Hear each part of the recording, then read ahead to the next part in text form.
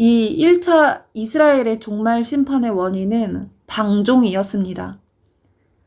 이를 통해서 우리가 경계 삼고 교훈 받아야 할 내용이 방종입니다.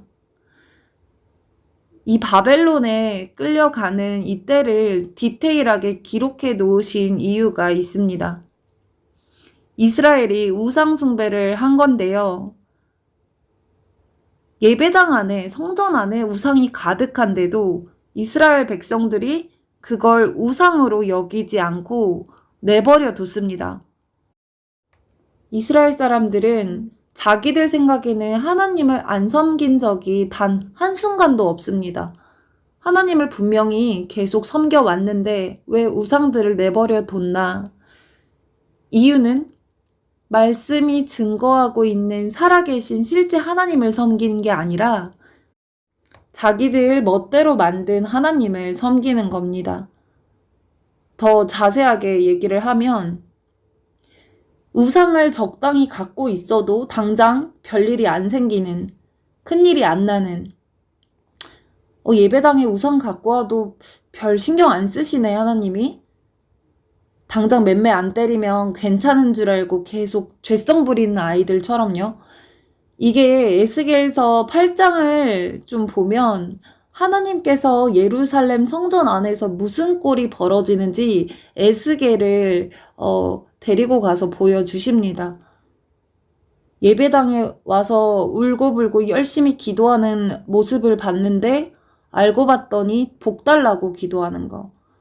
비나이다 비나이다 하는 거. 그리고 기도 많이 해도 소용이 없더라 적당히 해 이런 소리들 하고 있고, 장로들을 또 봤더니 겉으로는 거룩한 척 하면서 성벽 그 내부에서 뭘 하나 봤더니 온갖 가증한 우상들을 갖다 놓고, 에이 여호와께서는 심판 안 하셔, 복도 안 주시는데 뭐 심판을 하시냐고 이러고 있고, 여인들이 기도하면서 슬피 울고 있는데 그 내용을 봤더니 하나님을 위해서가 아니라 담무스를 위해서 애곡을 하고 있고, 또 지도자 25명은 동방의 태양신에게 절을 하고 있고, 이런 여러 가지 가증한 모습들을 보여주십니다. 요시야 왕 때에도 성전에서 드리는 예배의 모양이 음란한 성행위를 하는 게 예배였습니다. 그 바알과 아세라라고 남자신 여자신이 있는데 이 둘을 격동을 시키면 비가 내리고 땅이 그 비를 받아서 그 열매를 낸다고, 그 소산을 낸다고 하는 아주 음란한 발상으로 그 우상 숭배를 하는 그 지경이 어디까지 가냐 하면 동성욕까지 갑니다. 그 남자가 남자를 보고 성욕이 부릴 듯 일어나는 동성욕까지 가서 남색하는 그 남창 제사장들이 여호와의 성전 안에 있어도 아무렇지도 않은 거예요. 온갖 죄악들과 온갖 우상들을 섬겨도 괜찮다고 허용해주는 하나님, 성경에 없는 그런 하나님을 섬기면서 여기에 여호와 이름을 붙여놨기 때문에 본인들은 하나님을 섬기고 있다라고 착각하는 상태. 하나님이 아니라 하나님의 이름을 갖고 있는 자기가 만든 우상을 섬기고 있으면서 지금도 여전히 이스라엘 사람들은 단 한 번도 하나님을 떠난 적이 없다고 생각을 합니다. 하나님을 섬긴다고 이름은 여호와고 이름은 예수인데 내용을 보면 살아계신 말씀이 증거하는 진짜 하나님이 아니고 자기들 멋대로 만든 하나님인 거죠. 역겨운 우상 숭배를 아무렇지도 않게 하고 오히려 하나님의 이름으로 용납하고 받아들이게 만드는 그것을 지금 전 세계에 소위 현대화되고 화려하고 세련됐다고 하는 예배당들이 바벨론 음녀와 의로운 연합이라고 손붙들고 한몸 되어서 나아가고 있습니다. 이 창녀와의 더러운 혼합을 하면서도 주의 몸된 교회의 평화를 위한 통합이라면서 아주 의롭고 당당하게 예배하는 모습이 그때나 지금이나 마찬가지입니다.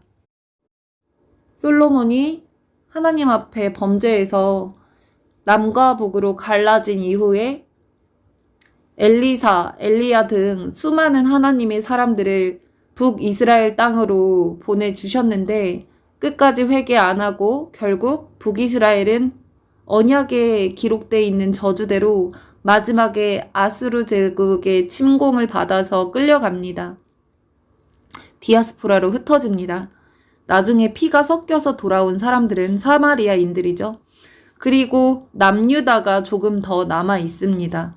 남유다가 북이스라엘보다 좀 더 나아서가 아니고 하나님이 출애굽기 19장 5절에서 6절에서 말씀하신 이스라엘과 맺은 이 언약을 하나님이 다윗과 하신 약속 때문에 다윗 때문에 다윗을 사랑해서 그 약속을 남유다로 하여금 계속 이어가게 해주신 겁니다.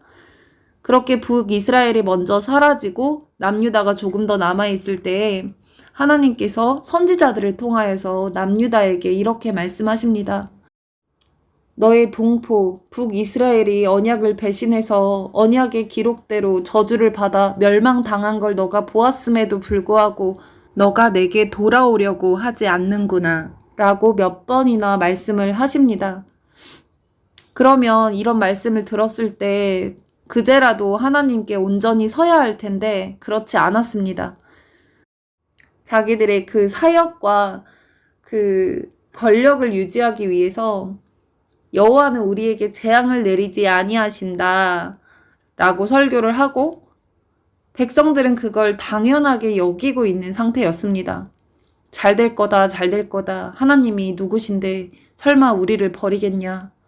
우리가 선택받은 민족인데 여호와의 성전이 이렇게 있는데 우리가 이렇게 예배를 잘 드리고 있는데 이렇게 기도를 많이 하고 있는데 버리시겠냐. 세계 선교하는 국가인데 설마 버리시겠냐. 나라 절대 안 망한다. 우리가 기도하면 다 들어주신다. 우리가 이긴다. 소망이 있다. 이런 식으로 배도한 자리 가운데 머물고 있으면서 수많은 악독함 가운데 거하면서 하나님을 기만하고 조롱하는 그런 끔찍한 교만함으로 회개하지 않고 있다가 결국 바벨론 포로로 끌려가서 재앙을 맞습니다. 이 심판의 원인이 방종이었는데 잘못된 구원의 확신이 문제였습니다. 이사야 1장에서 보면 이 이사야 1장은 예수님께서 복음서마다 자주 인용하신 말씀이고 그 전부터 선지서에서도 계속 얘기하는 말씀입니다. 이사야서 1장 3절 소는 그 임자를 알고 나귀는 그 주인의 구유를 알건만은 이스라엘은 알지 못하고 나의 백성은 깨닫지 못하는도다.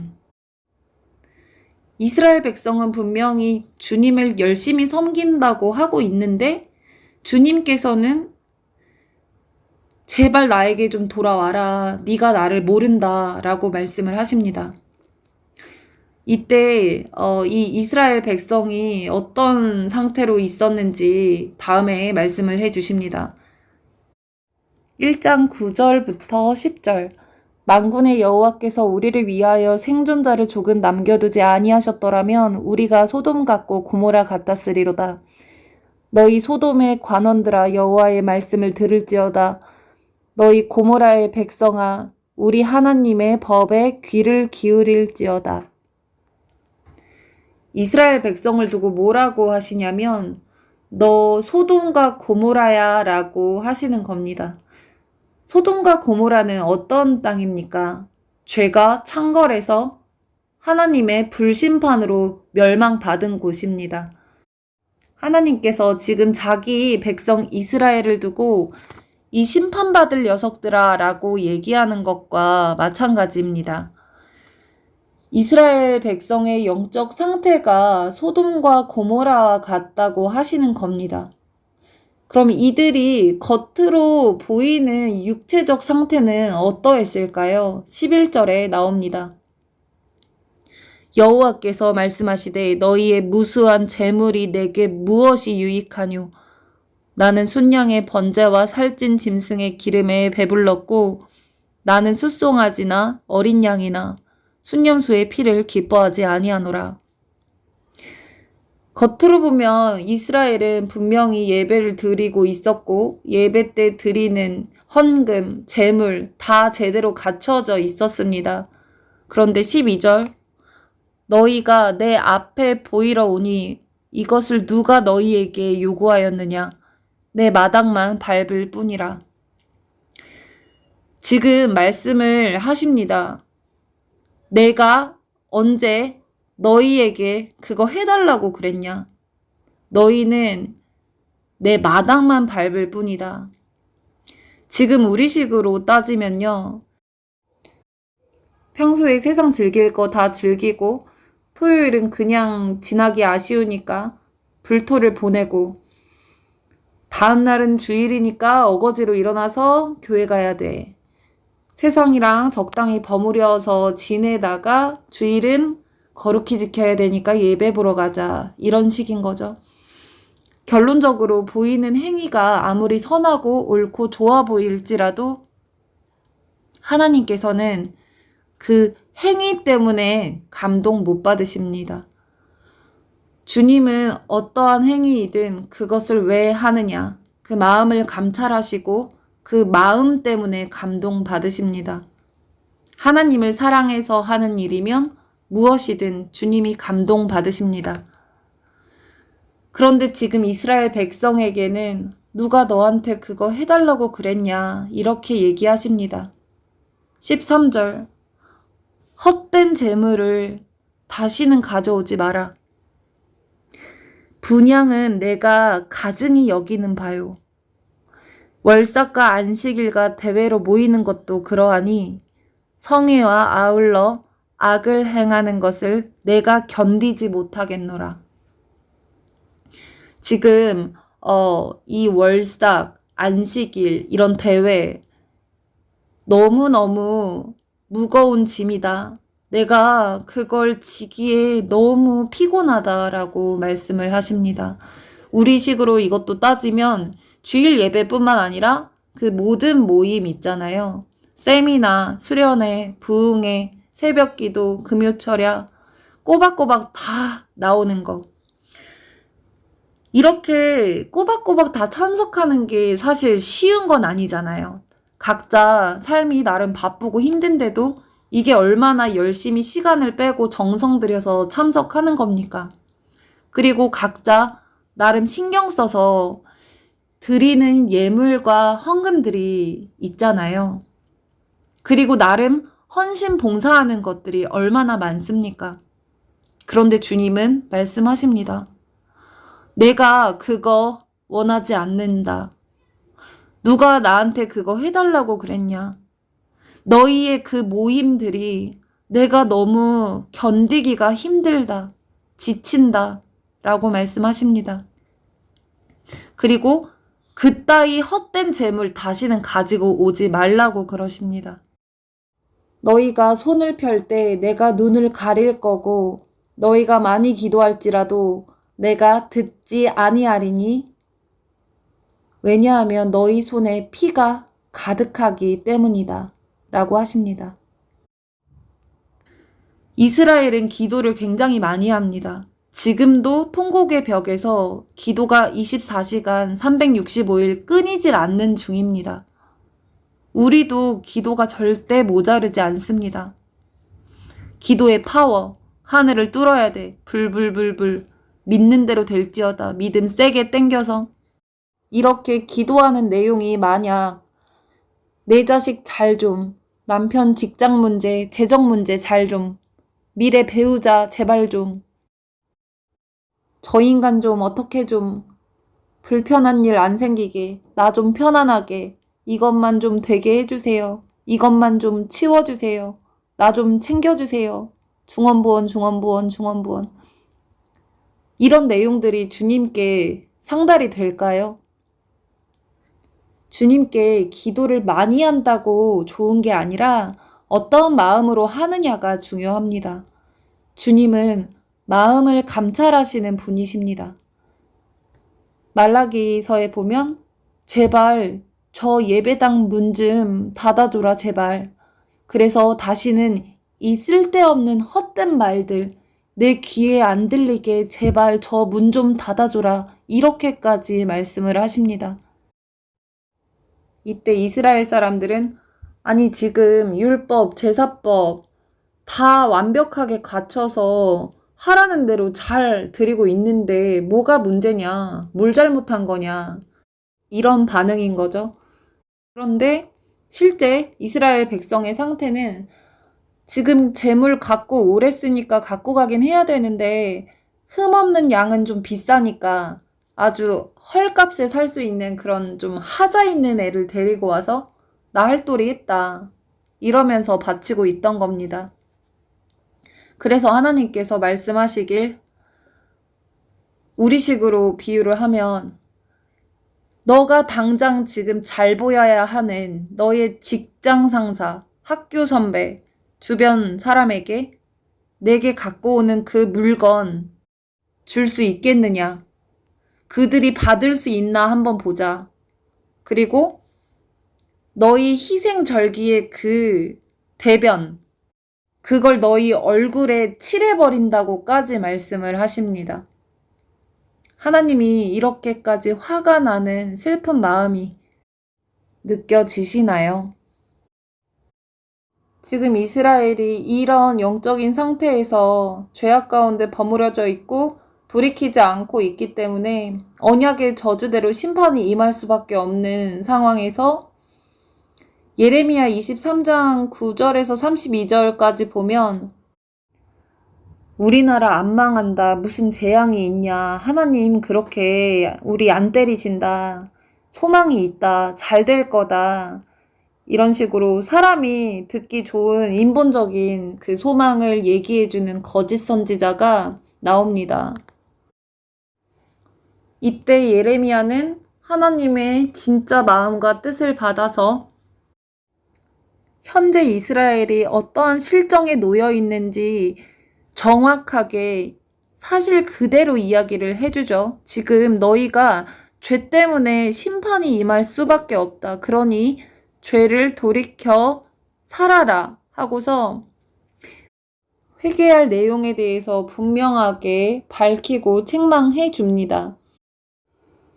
하나님은 너 죄 있는 놈이야 하고 비난하고 정죄하는 게 목적이 아니시고 그 죄를 돌이켜서 살려주시는 게 목적이시기 때문에 반드시 그 회개 내용에 대해서 정확하게 알려주십니다. 그 내용이 예레미야 7장 1절부터 나옵니다. 하나님께서 예레미야에게 뭘 시키시냐 하면 예루살렘 성전에서 예배 잘 드리고 있는 이스라엘 사람들에게 이렇게 전하라고 말씀하시는 내용이 3절에서 4절 너희는 이것이 여호와의 성전이라고 하는 거짓말을 믿지 말아라. 이겁니다. 지금 이스라엘 사람이 예루살렘 성전에서 예배를 잘 드리고 있는데 선지자라고 하는 예레미야가 와서 하는 말이 이게 성전이라고 하는 거짓말을 믿지 말라. 이렇게 말하니까 이 사람들 입장에서는 얼마나 황당한 소리입니까? 그리고 다음 5절에서 7절 예레미야는 성전의 본질이 우리 마음이라고 말해줍니다. 사람 속에 있는 심령, 이 마음이 성전인데 하나님을 사랑하고 공의를 따르며 이웃 사랑하는 마음이 없이 이게 무슨 성전이냐 이렇게 책망을 한 겁니다.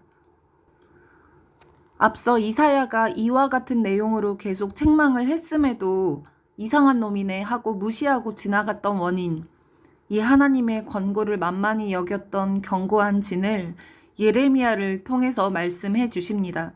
8절에서 10절 너희가 너희에게 도움이 안 되는 무익한 거짓말을 믿고 있다.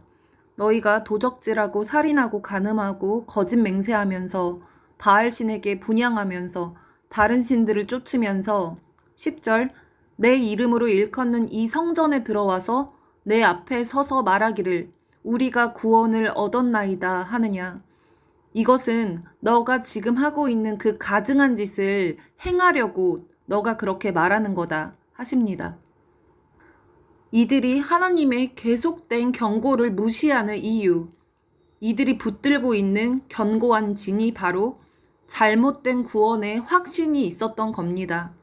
하나님이 거룩하셔서 죄와 섞일 수가 없어서 죄를 심판할 수밖에 없는 분이시기 때문에 어떻게든 이 영혼들을 심판하지 않고 살려주려고 죄에서 나오라고 그렇게 얘기를 해주시는데, 이 사람들이 안 듣는 이유, 이 하나님의 음성을 막아버리는 이유는 바로 자기만의 구원의 확신 때문입니다.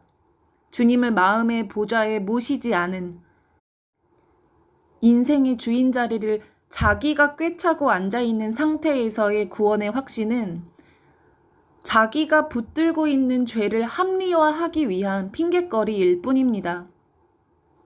예레미야가 선포할 이 당시에 다니엘도 분명히 이런 내용을 들었을 텐데, 나중에 포로로 끌려가면서 그 당시 미친 사람처럼 보였던 예레미야의 외침을 기억하면서 아, 이 사람이 하나님으로부터 온 메시지를 외친 게 맞구나 되짚어지면서 하나님이 하나님 되심을 깨닫고 완전히 구별되기로 결정을 했을 것입니다.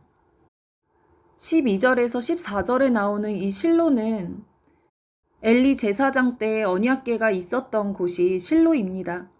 당시 엘리 제사장에게 무명의 선지자가 와서 너희의 자식들 홈니와 비느하스가 예배당 안에서 간음하고 도둑질하고 온갖 나쁜 짓을 다 하고 있는데 아비가 된 너가 하나님보다 자식을 더 사랑해서 죄짓고 있는 아들들을 너가 그냥 내버려 두고 있는데 이걸 회개치 아니하면 내가 너희 집안의 대를 영원히 끊어버릴 거다.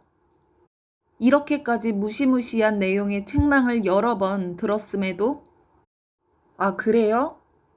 뭐 여호와 뜻대로 되겠지. 이런 식으로 계속 듣기만 하고 회개를 안 했습니다. 듣기만 하고 아, 맞아. 알기만 하고 회개를 안 하는 거. 그 죄를 떠나지 않는 거. 깨달은 내용까지는 남에게 얘기 잘 해주죠. 그런데 회개는 안 하는 거. 그리고 하나님을 무슨 부적처럼 믿는 상태였습니다. 우리에게 이 신성한 언약궤가 있는데 설마 어떻게 되겠어? 전쟁 나면 언약궤 모시고 가면 승리가 보장되는 그런 마인드. 이런 식으로 하다가 하나님이 경고하신 저주 내용 그대로 완전히 박살이 납니다. 예레미야가 지금 이게 성전이 아니다 라고 쭉 말하면서 22절 하나님이 우리에게 제사를 명하신 적이 없다고 또 말하는 거예요. 레위기 책 자체가 제사법인데 제사를 명하지 않으셨다고? 이게 뭔 소리야? 이놈은 대체 뭐지? 이런 식으로 예레미야가 거짓 선지자 취급을 받죠. 23절 너희는 내 목소리를 들으라. 그리하면 나는 너희 하나님이 되겠고 너희는 내 백성이 되리라. 너희는 내가 명령한 모든 길로 걸어가라. 그리하면 복을 받으리라 하십니다. 하나님께서 말씀하시는 결론이 뭡니까? 하나님께서 명하신 것은 제사 이전에 하나님의 음성을 청종해라. 이걸 명하셨다는 겁니다. 출애굽기 19장 5절 있죠. 너는 내 말을 잘 듣고 잘 지키면, 내 말을 잘 청종하여 잘 행하면, 이게 언약의 본질인데 이거 없이 예배 모양만 갖췄다. 이걸 하나님이 역겨워 하시는 겁니다.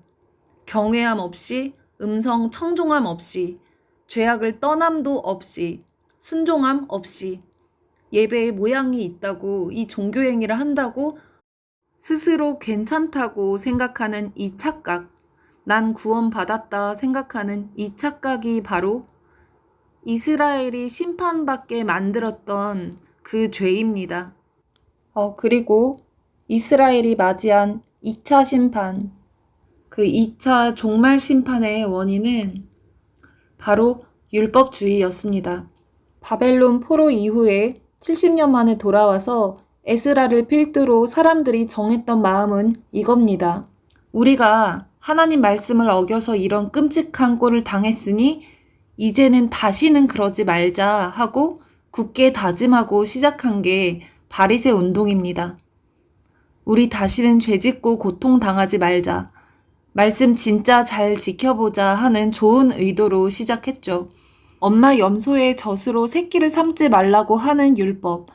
본질적인 의미는 엄마 젖으로 새끼를 삼는 게 너무 가혹한 거라서 그래서 하지 말라는 건데 이런 건 모르겠고 말씀 어기면 큰일 나니까 고기, 치즈, 우유 자체를 아예 먹지 말자. 안전하게 가자. 이런 식으로 한 거죠.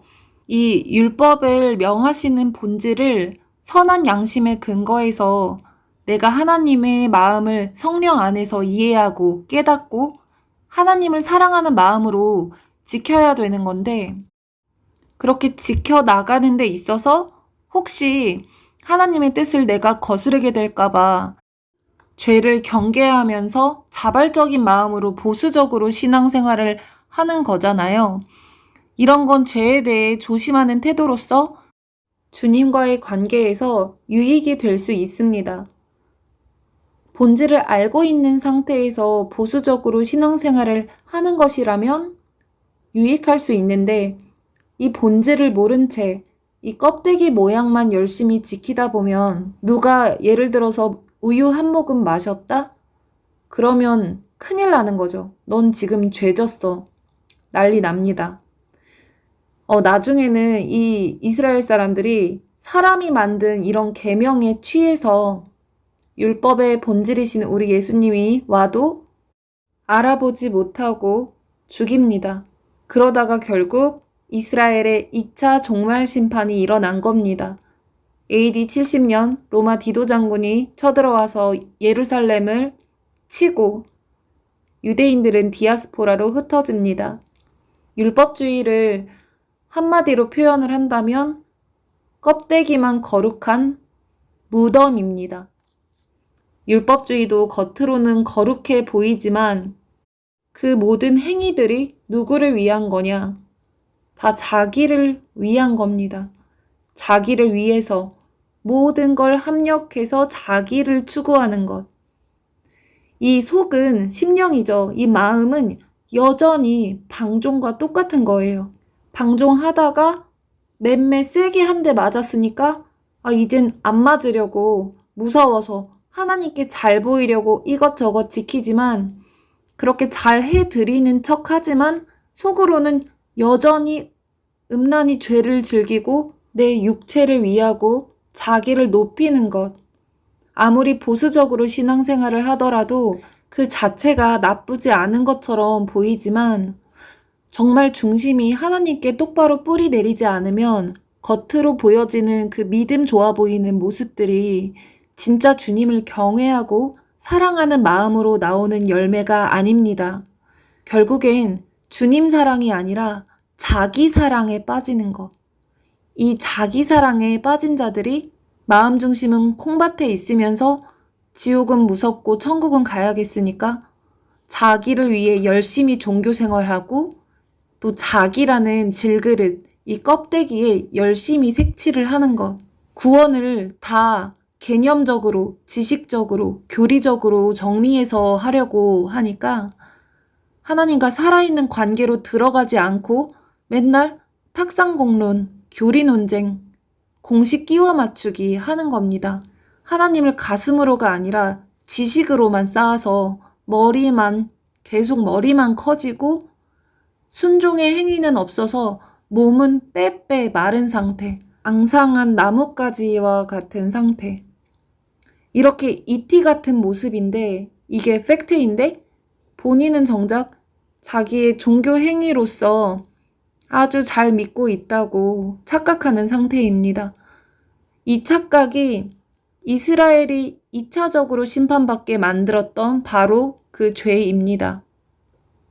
이스라엘의 2차례에 걸친 심판을 정리하겠습니다.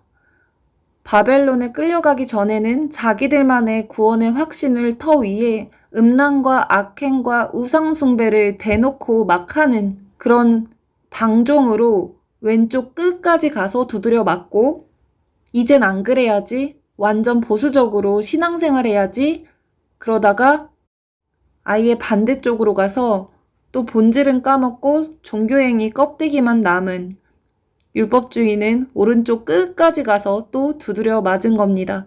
바울과 베드로, 요한 이런 서신서들을 보면 이 방종과 율법주의 이 두 가지 양극단을 경계합니다. 방종은 죄 붙들고서 믿음으로 구원받지. 율법주의는 죄 붙들고서 행위로 구원받지. 이런 거와 다름이 없습니다. 대놓고 죄 짓는데 구원받았다고 확신하는 방종이나 속으로 죄 짓는데 종교행위로 구원받았다 확신하는 율법주의나 둘 다 이상한 확신을 붙들고 있는 겁니다. 양쪽 다 죄성 추구는 마찬가지입니다. 양쪽 다 죄를 합리화하는 작업이 된 상태입니다. 방종이든 율법주의든 이 합리화는요, 스스로를 속이는 거짓말이 반드시 동반됩니다. 그 거짓말에 그 정도의 차이가 있을 뿐이지 상황에 따라 조금씩 다를 뿐이고 사람마다 강도가 조금씩 다를 뿐이지 반드시 거짓말이 섞여 있게 됩니다. 명분 좋고 의로워 보이는 것으로 하나님 말씀까지 갖다 붙여서 자기 행위를 괜찮은 거다, 옳은 거다, 잘하고 있다고 싹 포장이 되어 있는 상태입니다. 그런데 본인은 이걸 고의적으로 의도적으로 하지 않았기 때문에 거짓말이 섞인 상태라고 감히 상상하지도 못하는 경우가 많습니다. 이 합리화 작업은 자기를 놓지 못하는 부분에서 그 죄를 놓지 못하는 그 영역에서 작동이 됩니다. 보통은 이것만큼은 안 돼요. 하나님 설마 이거는 시키지 않으시겠지? 조마조마한 그 부분에서 많이 합리화 작업이 이루어집니다. 그리고 이 자기를 놓지 못하기 때문에 방종이든 율법주의이든 나오는 것이고 둘 다 자기를 끔찍히도 사랑해서 죄를 향해 달려가기 때문에 그 죄를 붙들고 있는 손을 내려놓지 못하기 때문에 나오는 자기 사랑의 열매들입니다. 하나님을 사랑하지 않으면 방종이나 율법주의나 똑같은 겁니다. 하나님 말씀을 두려움과 떨림으로 청종하는 자세, 이 경외한 마음 없이는 완전 율법주의로 가거나 완전 방종으로 가거나 둘 다 섞이거나 하는 겁니다. 다음 영상에서 계속 나누겠습니다.